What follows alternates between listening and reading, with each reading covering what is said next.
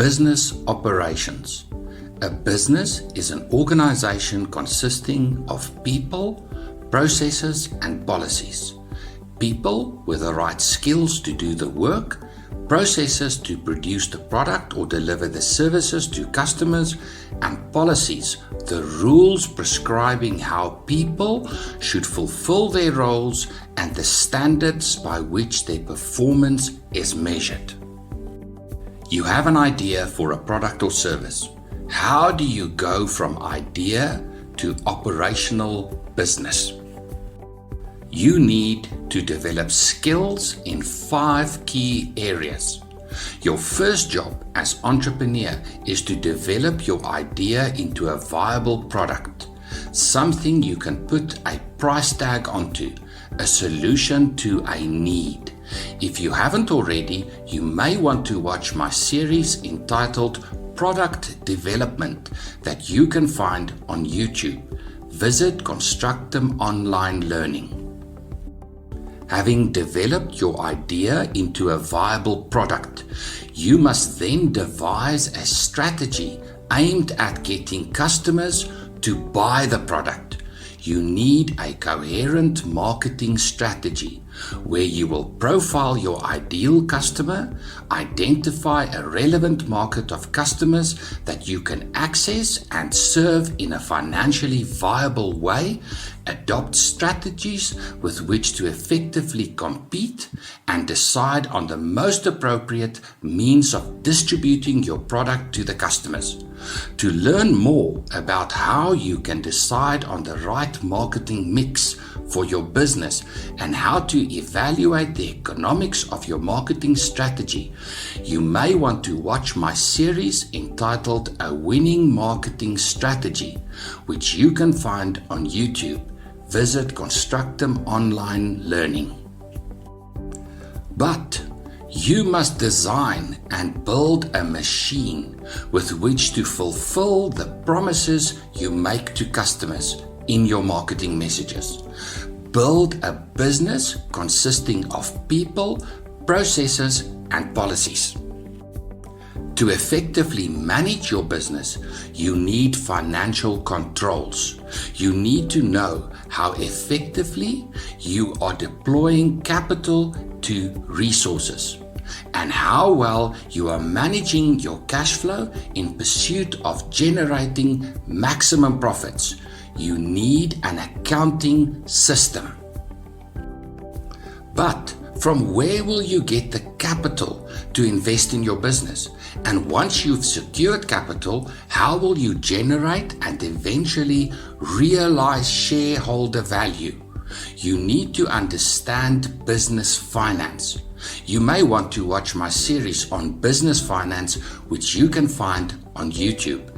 Visit Constructum Online Learning. In this course, I look at how you go about designing and building a business consisting of people, processes, and policies. The easiest way to understand this by way of an example. Let's say you want to bring a new service to the marketplace. You have some experience as a vehicle mechanic, and you believe that customers pay too much for having the brake pads for their vehicles replaced. You also believe that customers would like a technician to replace the brake pads of their vehicles at their homes, instead of having to leave their vehicles at a workshop for a few hours. So, you develop this idea of on-site brake pad replacements into a product. For this course, let's imagine that you then devise a marketing strategy to take the product to the marketplace. Now, you must make good on the promises you make to customers in your marketing messages. How will you go about designing and building your business? As we go through the course, please notice at the bottom of the page tabs that highlight as we proceed. This helps you to know where we are in the material.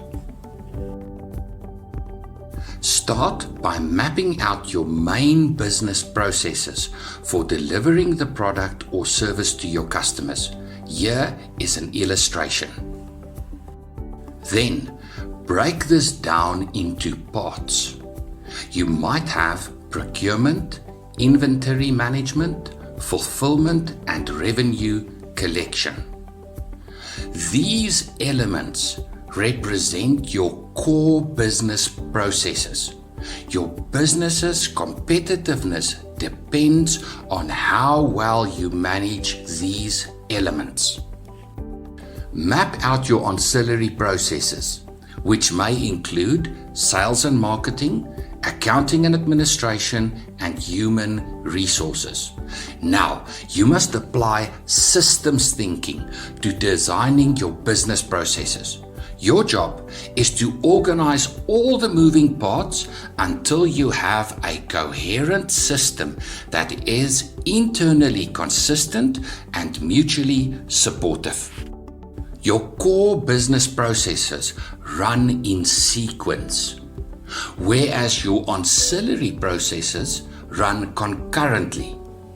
All of this sounds very complicated, and you may feel somewhat overwhelmed by the prospects of having to work through all of this.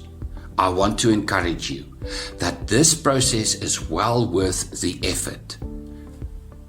Years ago, I listened to a BBC radio broadcast where the speaker was talking about problem solving and used the following phrase. Listen carefully.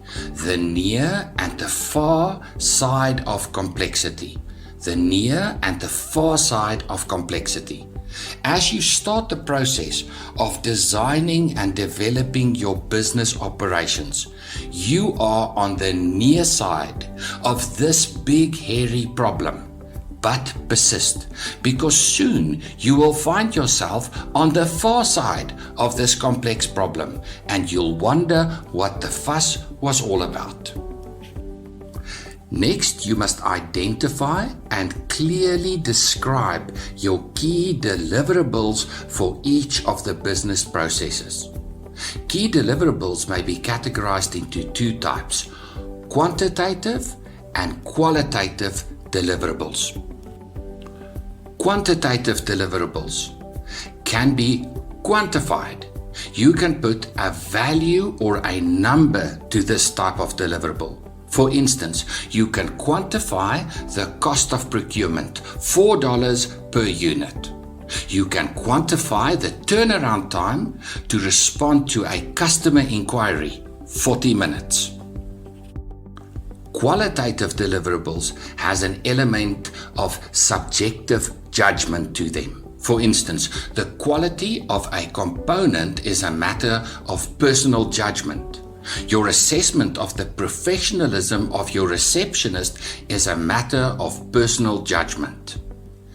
Clearly identify and describe the key deliverables for each business process, but remember to do so with the larger business objectives in mind. All of the parts of this business must work together. Next, you must map out tasks for each of the business processes. Consider the following: responsibility. Identify the person responsible for completing the task. Competencies. Identify the skills that the responsible person must have to complete the task. Role players. Identify the individuals involved in the completion of the task. Here you might distinguish between internal and external parties. Authority. Identify the person with the authority to sign off or approve the completion of the task. Sequencing. The sequence in which the task must be completed. Resources. Identify what resources will be needed to complete the task. Information flow.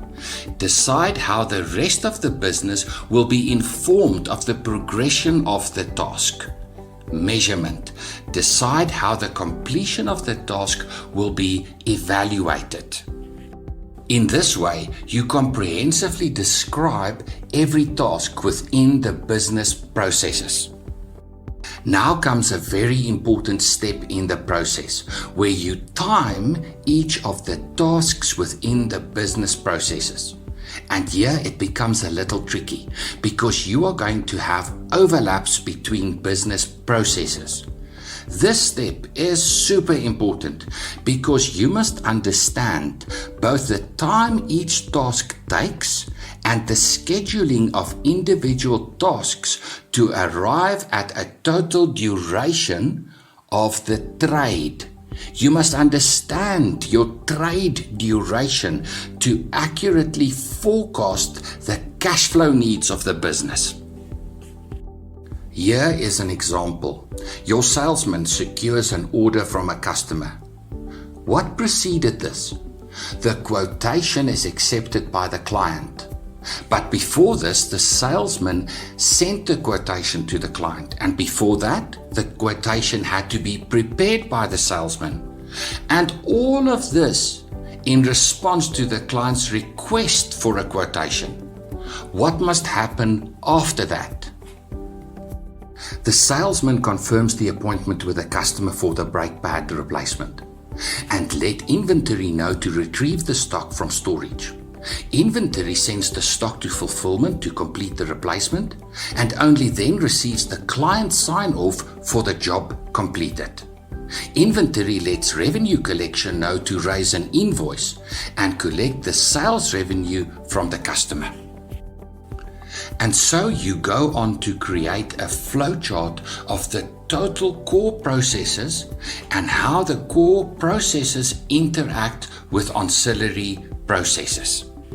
Now, add timelines for individual tasks in sequence to arrive at your total trade duration.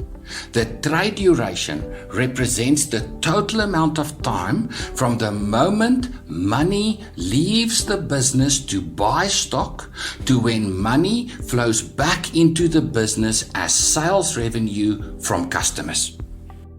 So let's summarize. You mapped out your core and ancillary processes. You identified the key deliverables for each process. You broke down the processes into individual tasks and you understand the time each individual task takes and the sequence of tasks. What now? Next, capacity. Now you must decide on people. In a previous step, you considered each task together with the competencies required to perform the task. Now you must decide who is going to be responsible for performing the task in each of the business processes. But before you do that, you need to understand the volume of tasks that must be completed across all the business processes for the business to meet its financial objectives. Start with a cash flow forecast.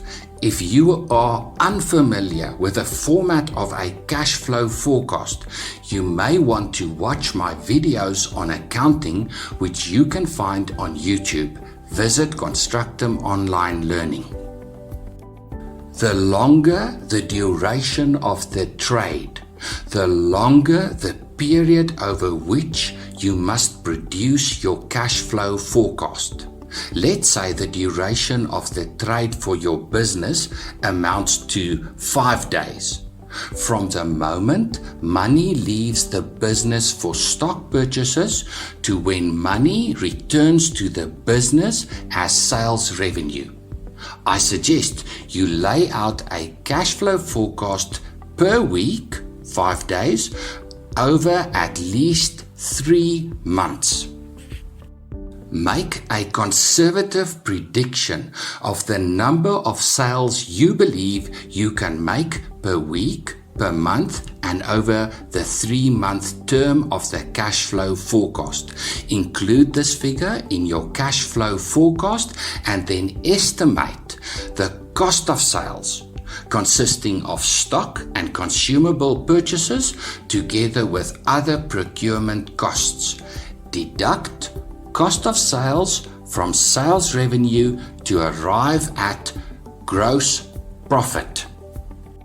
Now, you know the number of transactions you believe you can complete over the term of the cash flow forecast, and from this, you can calculate the number of tasks within your core business processes that must be completed to meet your sales objectives. You already calculated the time each task takes and the sequence of tasks for each of the core business processes. From this, you can then determine how many people you need to complete all the tasks. Do the same for your ancillary processes to determine the total staff complement your business needs. Then, populate the remainder of your cash flow forecast with operational expenses, including staff salaries. Deduct operational expenses from gross profit to arrive at net profit before tax. If you followed the steps included in the product development series, you will arrive at a net profit after tax. If you've not already watched my series on product development, you may want to visit Constructum Online Learning, where you will find this series. A critical component of the success of your business has to do with how you manage and, importantly, fund cash flow for your business. I address this in more detail in my series entitled Business Finance, which you can find on YouTube. Visit Constructum Online Learning. Build your organogram. Now you know your core and ancillary processes, the time required and the sequence of all tasks, and the number of people you need. Build your business organogram consisting of business functions and lines of authority. Here is an illustration. Your organogram must reflect the individual people, their responsibilities per business process, and their line of reporting. In this example, the technician reports directly to the managing director, the clerk to the administrator, who reports in turn to the managing director. Now, you must not neglect the last step in the process of designing and developing your business operations, namely policies. This is super important. Policies are the rules for how things must be done and the standards by which outcomes will be measured. So much of the success of your business depends on the skills that you develop. You already know much more than you think. It's likely you will start a business in a field that you have already much knowledge about. Perhaps you were recruited by a business in this field as a salesperson or in some other role. As you gained experience in the field, you began to think about starting your own enterprise, and now you are on the cusp of launching your own business. Although a business may start as a one-man show, it's likely that you will soon need to recruit people to join you. You may seek to recruit individuals who already have specific skills. But it's likely that a small business with a limited budget will struggle to attract skilled workers. You will probably have to recruit individuals with the potential to develop the competencies you require. And once you have the right people in place, you must ensure that they perform the work to a high standard. Your business must be competitive. Although product, price, promotion, and place are all factors that play a big part in determining the competitiveness of your business. It's people that ultimately perform the work. It's people who interact with suppliers, service providers, and customers. It is essential that you set standards to which all employees must adhere. Remember the old adage, you can only manage what you can measure. A skills audit. A transfer of knowledge must take place. You, as founder of the business, will be intimately involved in each business process. You will learn lessons, more from mistakes and failures than from successes. Nevertheless, your knowledge base must grow. How will you effectively transfer your knowledge to new recruits? Remember, people come and go. When you start out, you are likely to recruit unskilled and semi-skilled workers. And as these individuals gain experience and develop skills, other employers will seek to attract them to their businesses. All businesses are in a competition for talent.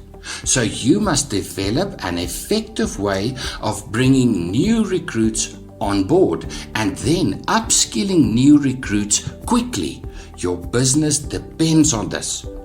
The starting point is to capture your lessons learned and your skills developed in a policy document. To accomplish this, you must do a skills audit first.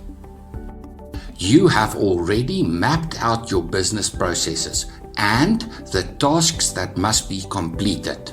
Now, consider the skills required by the individuals performing the tasks. Use your organogram and list the specific competencies needed for each task.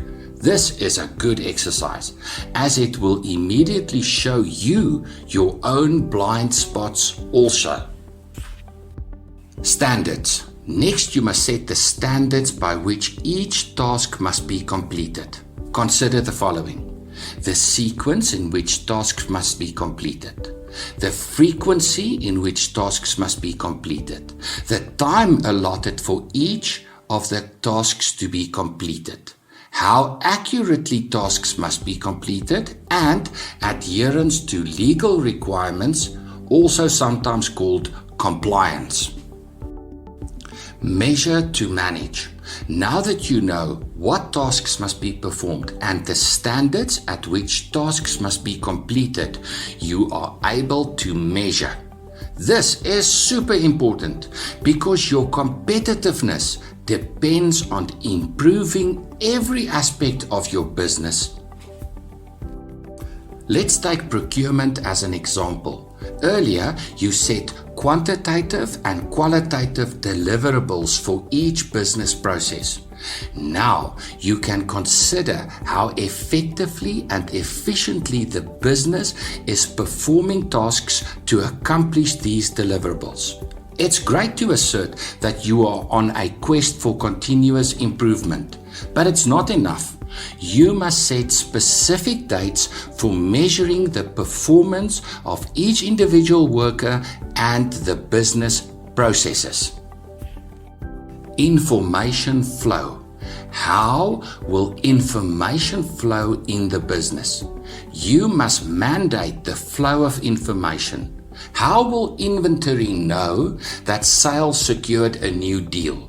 How will fulfillment know to complete the work? How will accounts know to raise a customer invoice and collect the sales revenue?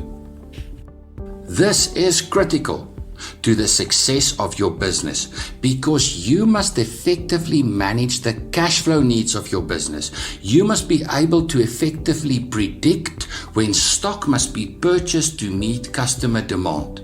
But you don't want to hold too much stock in inventory because then cash is locked into a passive asset, the stock, and you need to have cash available to fund monthly operational expenses. You must clearly mandate how information must flow in the business. When and how must information be delivered to the different role players? Operational rules. As you grow your business, you will learn lessons. You don't want to make the same mistakes again. So set rules in place to avoid this happening. For example, let's say you learned a hard lesson when you made a payment to a new supplier who ended up not delivering the stock ordered, and consequently you lost money. What operational rules can you put in place to avoid this happening again? Now remember, it's no longer just you who must know and remember the rules. You now have people who work with you in this business. They must know and adhere to the rules. Create a policy document where all rules are clearly described. You cannot remember everything. You will also forget. You want everyone in the business to know exactly where to find all the rules all the time. Learning is an upward spiral. You cannot learn all you need to know before embarking on this journey, but you do need to acquire a minimum level of competency to start out. I present the 5 key areas in which an entrepreneur needs to develop skills in a linear fashion. But life as a business owner is certainly not a straight line. As I said before, all of this is intimidating for sure, but you can do it. Persist. Keep on learning and you will build a business into an asset of value. Please visit Constructum Online Learning on YouTube for more videos like this. And please consider subscribing so that you can know when I load new content. Thank you for listening and good luck with your business.